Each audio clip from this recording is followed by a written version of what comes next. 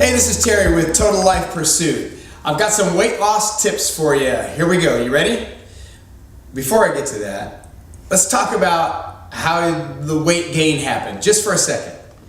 First, you have energy in your muscles, you have energy in your liver, you have energy in your bloodstream, okay? When you eat, energy goes to one of those three places. Okay, I'm not going to go into the whole breakdown process, but one of those three places gets the energy, all right?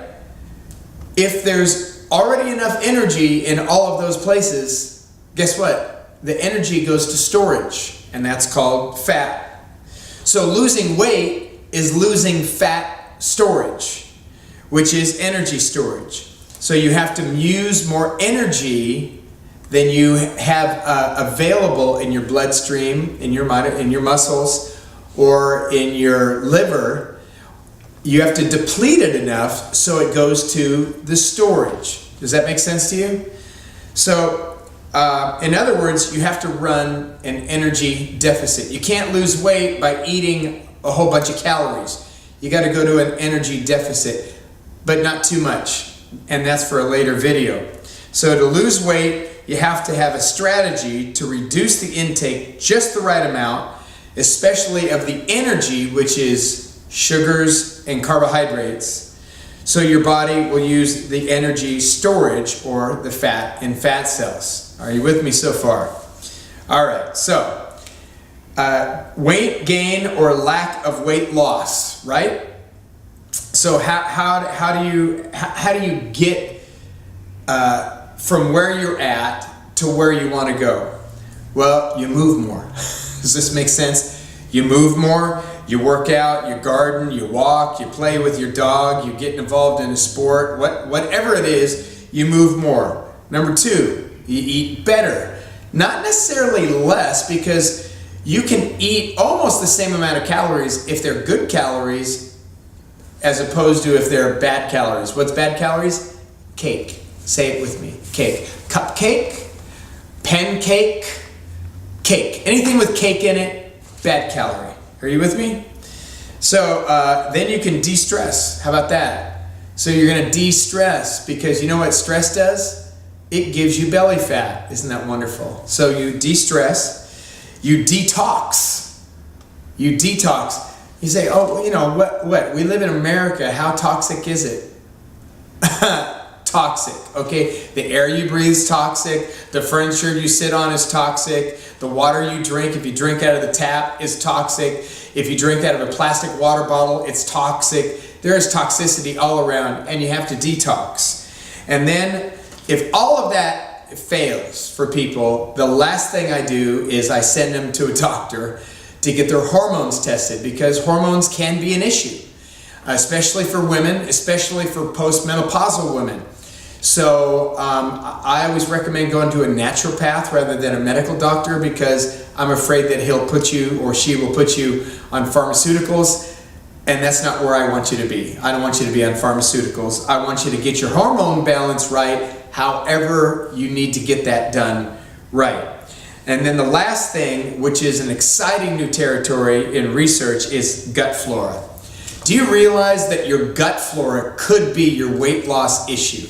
In other words, you could be eating less and good, you could be working out, you could be not stressed out, except for maybe trying to lose weight and can't do it.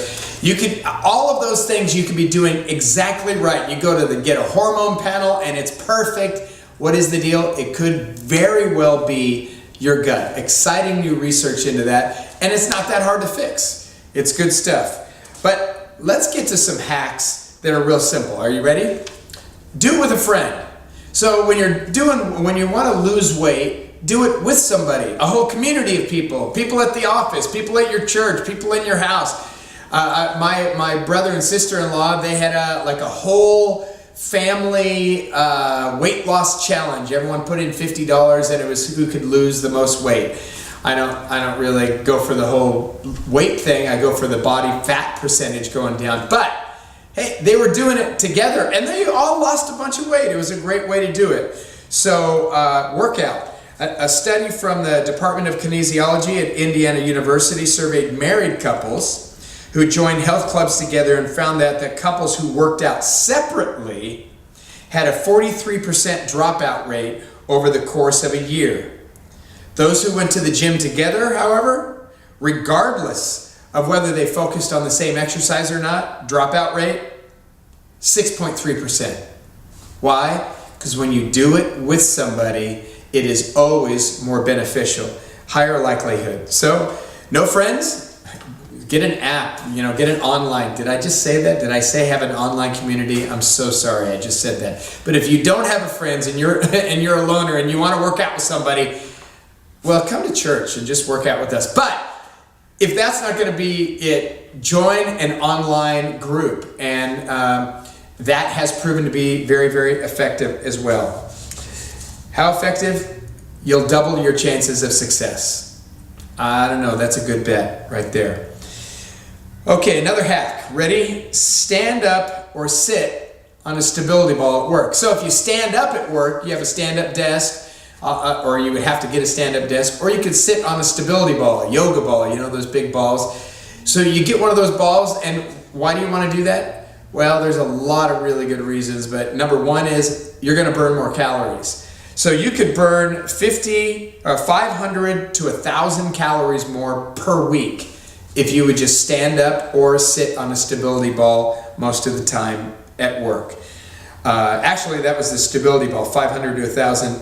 Standing up, you would burn maybe 60 to 300 more calories a day. A day. 300 more calories a day, and all you had to do is stand up at work. Get some comfy shoes. Stiletto heels, probably not a good idea for standing all day at work, okay?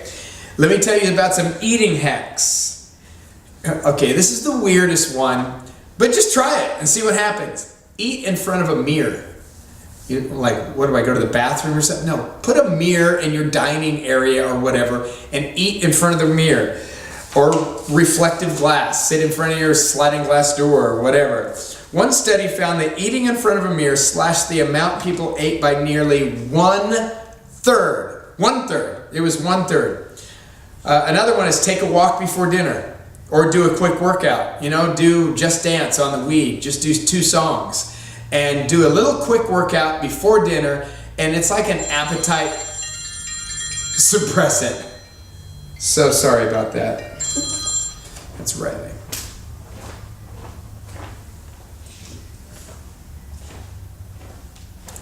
In a study of 10 obese women conducted at the University of Glasgow in Scotland, 20 minutes of walking reduced appetite and increased sensations of fullness as effectively as a light meal.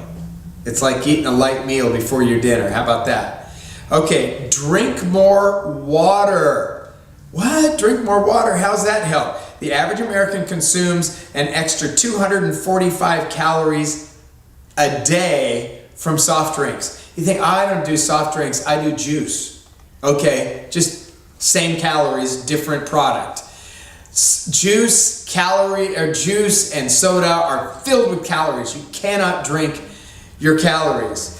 Okay, that's 90,000 calories a year, average American. That's 25 pounds. That's a lot we're drinking. So drink water instead. Here's another strategy. Write everything down. When you write everything down, all of a sudden you, eat less. Actually, 10% less. Just by writing it down. It's just a hack. Dish up what you eat. So you got a portion control. Now, I would say weigh it before you cook it and then bring it to the table. That's a good strategy. Most people aren't going to do that. So you dish it up your plate before you come to the table.